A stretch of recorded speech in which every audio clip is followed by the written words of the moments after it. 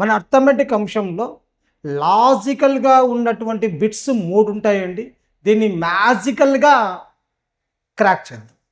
చూడండి, first question ఏముంది?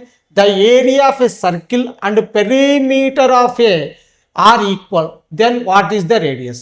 ఒక వృత్తం వైశాల్యము దాని చుట్టుకొలత సమానమైతే దాని వ్యాసార్థం ఎంత? చాలామంది నాన్ మ్యాథ్స్ వాళ్ళు ఏం చేస్తారంటే ఫార్ములా బేస్డ్ చేస్తారు. వృత్త వైశాల్యం అనగానే πr² సూత్రం వేస్తారు, చుట్టుకొలత అనగానే 2πr సూత్రం వేస్తారు.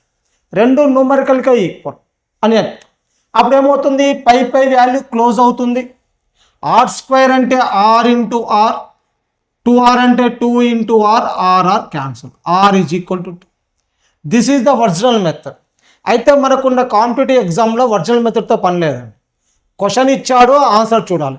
ఒక వృత్తం యొక్క వైశాల్యం దాని చుట్టుకొలతకు సమానమైతే దాని వ్యాసార్థం ఎంత? సింపుల్ టెక్నిక్ అండి. వృత్తం అంటే ఎన్ని అక్షరాలు ఉన్నాయి? 2 అక్షరాలు మాత్రం ఉన్నాయి. దాని ఆన్సర్ 2 అయిపోయింది. Just we did not use any formula ఏమి లేదండి. వృత్తంలోని అక్షరాలు 2 కాబట్టి ఈ క్వశ్చన్కి ఆన్సర్ ఎంత? 2.